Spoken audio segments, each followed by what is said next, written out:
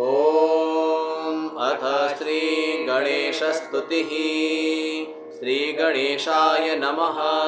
गणाधिपं तं गुणग्रामवारिधिं शैलेन्द्रकन्यात्मजवाञ्छितप्रदम् अशेषनिर्विघ्नकरं सुमङ्गलं नमामि विघ्नेश्वरपादपङ्कजम्।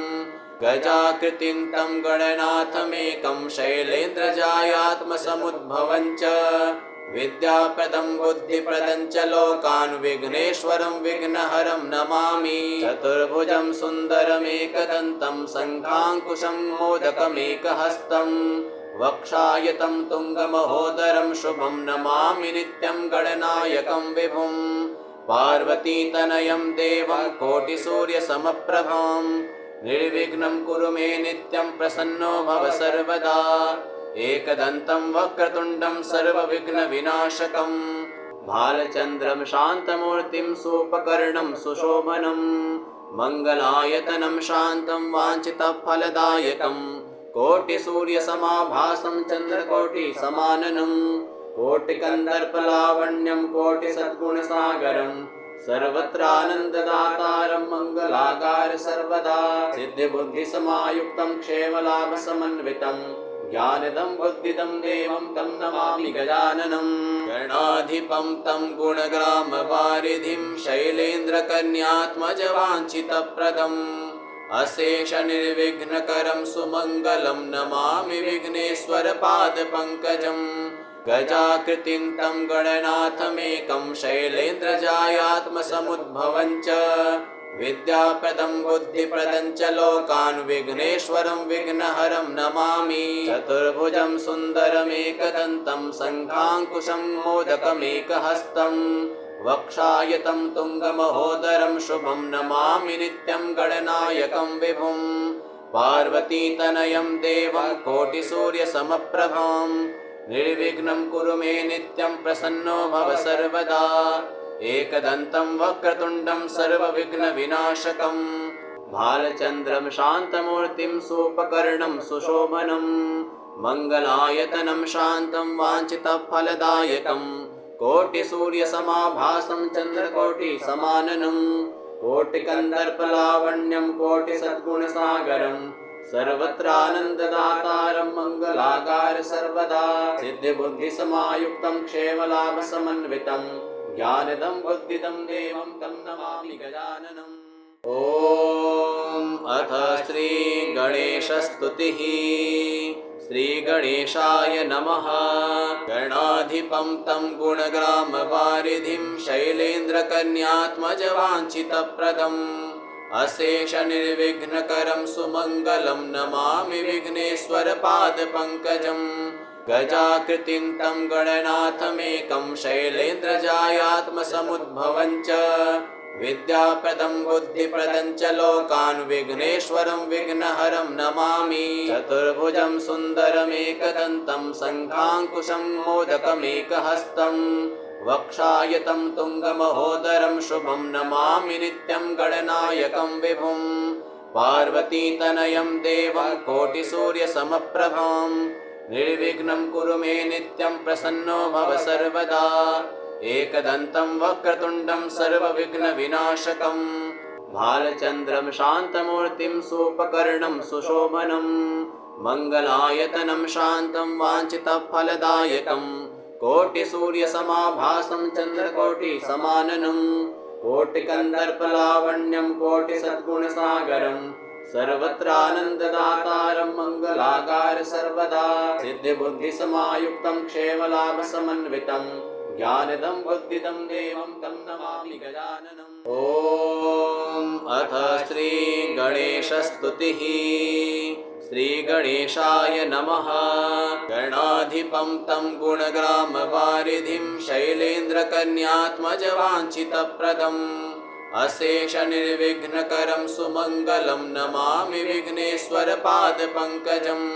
गजाकृतिं तं गणनाथमेकं शैलेन्द्रजायात्मसमुद्भवं च विद्याप्रदं बुद्धिप्रदं च लोकान् विघ्नेश्वरं विघ्नहरं नमामि। चतुर्भुजं सुन्दरमेकदन्तं शङ्खाङ्कुशं मोदकमेकहस्तं वक्षायतं तुङ्गमहोदरं शुभं नमामि नित्यं गणनायकं विभुं पार्वतीतनयं देवं कोटिसूर्यसमप्रभां निर्विघ्नं कुरु मे नित्यं प्रसन्नो भव सर्वदा एकदन्तं वक्रतुण्डं सर्वविघ्नविनाशकं भालचन्द्रं शान्तमूर्तिं सूपकर्णं सुशोभनं मङ्गलायतनं शान्तं वाञ्छितफलदायकं कोटिसूर्यसमाभासं चन्द्रकोटिसमाननं कोटिकन्दर्पलावण्यं कोटिसद्गुणसागरं सर्वत्रानन्ददातारं मङ्गलाकार सर्वदा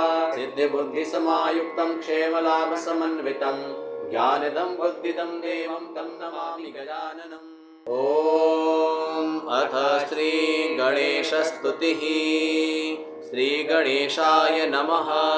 गणाधिपं तं गुणग्रामवारिधिं शैलेन्द्रकन्यात्मजवाञ्छितप्रदम् अशेषनिर्विघ्नकरं सुमङ्गलं नमामि विघ्नेश्वरपादपङ्कजं गजाकृतिं तं गणनाथमेकं शैलेन्द्रजायात्मसमुद्भवं च विद्याप्रदं बुद्धिप्रदं च लोकान् विघ्नेश्वरं विघ्नहरं नमामि चतुर्भुजं सुन्दरमेकदन्तं शङ्खाङ्कुशं मोदकमेकहस्तं वक्षायतं तुङ्गमहोदरं शुभं नमामि नित्यं गणनायकं विभुं पार्वतीतनयं देवं कोटिसूर्यसमप्रभां निर्विघ्नं कुरु मे नित्यं प्रसन्नो भव सर्वदा एकदन्तं वक्रतुण्डं सर्वविघ्नविनाशकं भालचन्द्रं शान्तमूर्तिं सूपकर्णं सुशोभनं मङ्गलायतनं शान्तं वाञ्छितफलदायकं कोटिसूर्यसमाभासं चन्द्रकोटिसमाननं कोटिकन्दर्पलावण्यं कोटिसद्गुणसागरं सर्वत्रानन्ददातारं मङ्गलाकार सर्वदा सिद्धिबुद्धिसमायुक्तं क्षेमलाभसमन्वितं ज्ञानदं बुद्धिदं देवं तं नमामि गजाननम्। ॐ अथ श्रीगणेशस्तुतिः। श्रीगणेशाय नमः।